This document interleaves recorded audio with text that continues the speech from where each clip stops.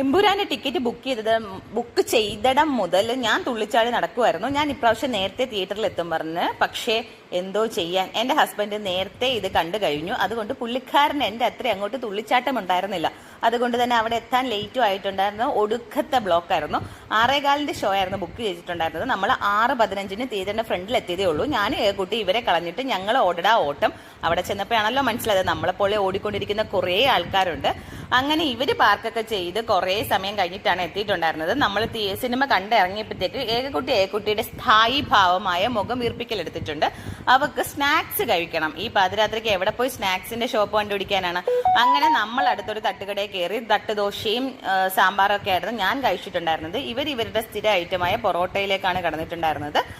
അപ്പത്തേക്കും ഏകക്കുട്ടിയുടെ മുഖത്ത് വലിയ മാറ്റമൊന്നും ഉണ്ടായില്ല. നമ്മൾ കഴിക്കുന്നതൊന്നും അവൾ നോക്കുന്നത് കൂടിയില്ല. പിന്നെ ഒരു സ്നാക്സ് കടയൊക്കെ കണ്ടുപിടിച്ച് അവൾക്കുള്ളതൊക്കെ വാങ്ങിക്കൊടുത്തിട്ടുണ്ട്.